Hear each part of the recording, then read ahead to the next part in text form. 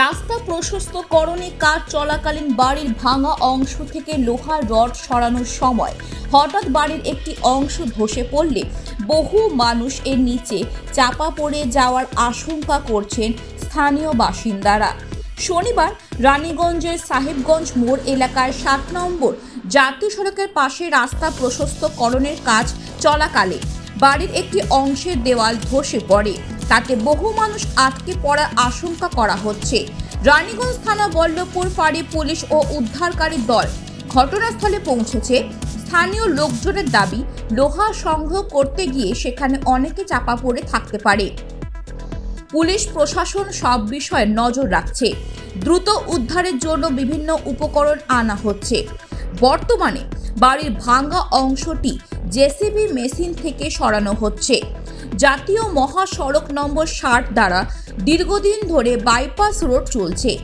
যখন রাস্তা সম্প্রসারণের জন্য উপস্থিত ঘরগুলি অপসারণের প্রক্রিয়া চলছে।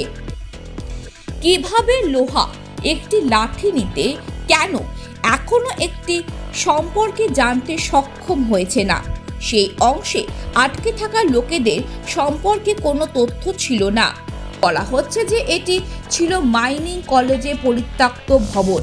সংরক্ষণ দলের খবর পর্যন্ত ধ্বংসাবশেষ থেকে 2 জনকে সরানো যেতে পারে।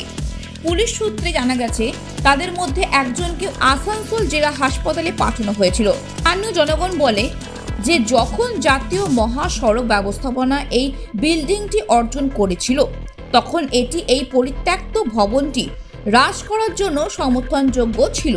তিনি বলেন এলাকার কিছু বেকার যুবকরা সামান্য উপার্জনের জন্য সেই পরিত্যক্ত বিল্ডিং থেকে রাস্তা বা ইটগুলি নিয়ে গিয়েছিল।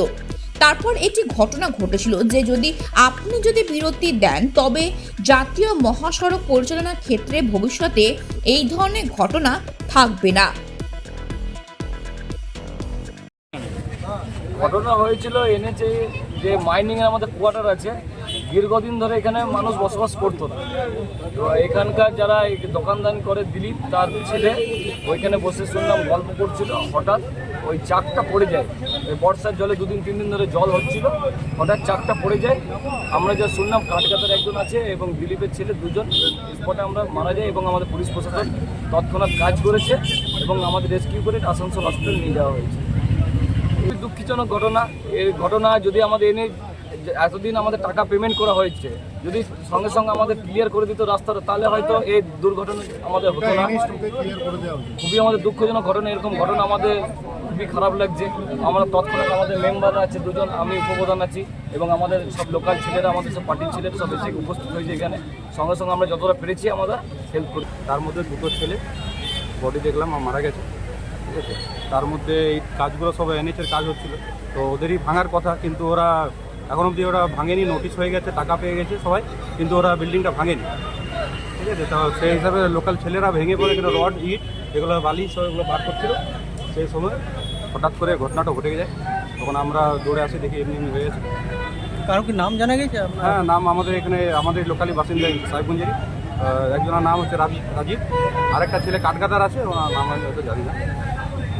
ভাঙি এমনি চলছে, কিন্তু এনএচেরই এটা কাজ, তো এনএচি ওরাই নিজেরা ভাঙে এটা, কিন্তু যেহেতু লোকালের ছেলেরা এগুলো ভাঙাভাঙি করছিল, তো যাই হোক, তো এটা আমরা দেখছি কি করা যায়। এবারে আমরা নিজের মধ্যে বসবো। আরও কেউ ফেঁসে আছে বলে মনে হচ্ছে? না, এখন অবধি আমরা আর কাউকে দেখতে পেলাম না।